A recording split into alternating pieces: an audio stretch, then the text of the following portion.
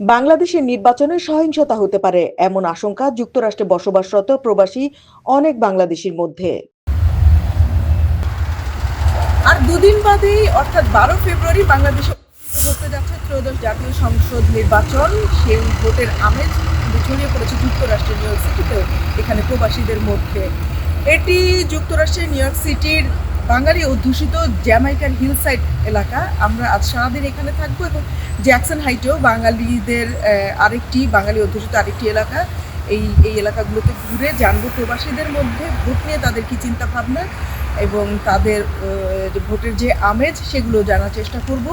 থাকবেন আমাদের সাথে। নিউ ইয়র্ক সিটির জ্যামাইকার হিলসাইড এলাকায় ঘুরে ঘুরে দেখা হলো এসব বয়স্ক প্রবাসীদের সাথে। তারা কেউ কেউ সদ্য এসেছেন, আবার কেউ কেউ এসেছেন বেশ আগে।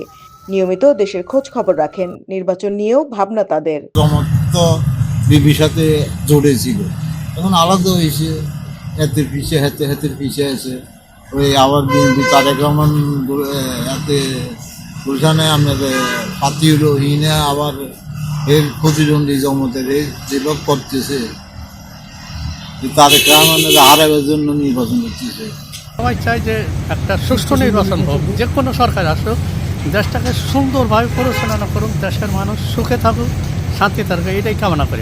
হাঁটতে হাঁটতে দেখা হলো এই প্রবাসীর সাথে। পান সিগারেটের ছোট্ট এই দোকানে তার ব্যবসা। নির্বাচন নিয়ে জানালেন ভাবনার কথা।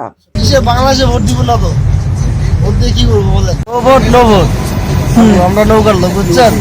আমরা বাংলাদেশে এখন যে তত্ত্বাবধায়ক সরকার ইউনূস সাহেবকে পেয়েছি, আমরা সত্যিকারে ওনাকে পেয়ে আমরা গর্বিত এবং আশার আলো দেখছি যেন ওনার দ্বারা একটা সুন্দর নির্বাচন হবে এই 12 তারিখে।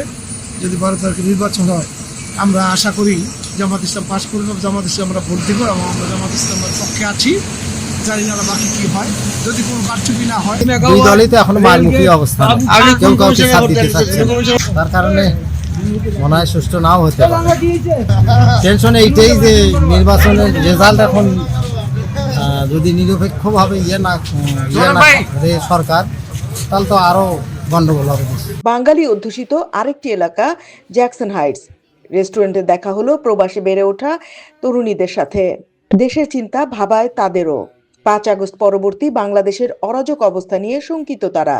জানালেন রোজায় দেশে যাওয়ার পরিকল্পনা থাকলেও তা বাদ দিয়েছেন। আমরা এখানেই বড় হয়েছি আমেরিকায়, তো দেশে ওভাবে যাওয়া হয়নি, বাট যাওয়ার চিন্তা করছিলাম রোজা করব, কিন্তু আমরা আসলে খুব চিন্তায় আছি যে দেশটা এখন কোন জায়গায় যেয়ে পৌঁছাবে। আমরা আনসেফ ফিল করছি অ্যাকচুয়ালি দেশে যাওয়ার জন্য। শুনতে পাচ্ছি যে একটা জামাত ইসলাম আর বিএনপির মধ্যে একটা সংঘর্ষ চলছে, সো হোপফুলি ঠিক হয়ে যাবে। আর যদি ঠিক নাও হয় তাহলেও খুব বেশ চিন্তার বিষয়। আসন্ন নির্বাচন যেটা হবে, আমরা সবাই আসলে অ্যাজ এ বাঙালি হিসেবে আমরা চাচ্ছি যাতে একটা সুষ্ঠু নির্বাচন হোক এবং দেশের পরিবর্তনটা হোক। এখন যেরকম আপনার মানে চারিদিকে ভাঙচুর হচ্ছে, তারপরে আপনার সব জায়গাতে আনএমপ্লয়মেন্ট যেগুলো হচ্ছে, আমরা চাই যে একটা সুন্দর বাংলাদেশ যাতে হয়। যারা বাংলাদেশের স্বাধীনতা যুদ্ধে যারা হচ্ছে এর বিপক্ষে ছিল, ওই ধরনের কোনো রাজনৈতিক দল বা অশুভ শক্তি বাংলাদেশের মতো একটি প্রগ্রেসিভ কান্ট্রিতে এরা নেতৃত্ব দেখ, আমি এটি কখনো প্রত্যাশা করি না।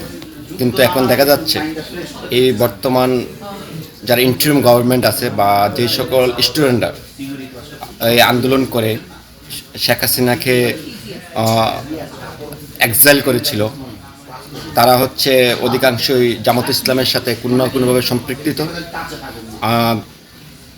আমি বিভিন্ন মিডিয়া এবং পত্রিকা রিসার্চ করে দেখেছি যে এই সরকার ডিরেক্টলি না দিলেও টেসিটলি আর ইনডিরেক্টলি এই মৌলবাদীদেরকে সাপোর্ট করছে। এই কারণে আমি উদ্বিগ্ন যে কোনো সময় জামাতের মতো রাজনৈতিক দল বা মৌলবাদীরা বাংলাদেশের রাষ্ট্রীয় ক্ষমতায় চলে আসতে পারে। সন্ধ্যায় বাংলাদেশি রেস্তোরাঁগুলোতে জমিয়ে আড্ডা দিতে বসে যায় প্রবাসীরা। রাজনৈতিক মতভেদ থাকলেও আড্ডা চলে ঘন্টার পর ঘন্টা। আলোচনার বিষয় কিন্তু সেই রাজনীতি আর নির্বাচন। এবারের নির্বাচনে নিষ্পক্ষভাবে হওয়া নিঃসন্দেহে একভাবে বিএনপিকে ধরে রাখতে পারবে না। বিএনপি জয় জয়গান বিশেষ করে এত সংঘর্ষ পাবে এবং বিএনপি আবার পরিবর্তন করবে। বিএনপি আবার সকলকে রাজনীতি করার সময় দেশে দেশে নিশ্চিত থাকতে আপনার বিশ্ব ক্ষমতা আমরা দেখতেছি এবং সবগুলো প্যানেলে যাবে বিএনপি, অন্য প্যানেল আসবে না এবং সবাই বিএনপি চাচ্ছে একটা ভালো আইন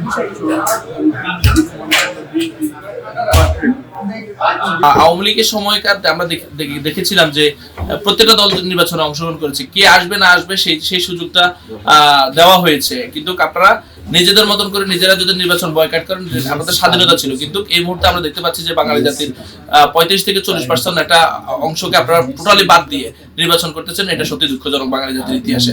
আমি বলবো এই নির্বাচনকে আপনারা সবাই বয়কট করুন এবং ভোট কেন্দ্রে না যেয়ে বাড়িতে নিরাপদ আশ্রয় থাকুন। এই নির্বাচনে আমার জানা মতে স্বাধীনতার বিপক্ষে শক্তি যারা, তারা নির্বাচনটাকে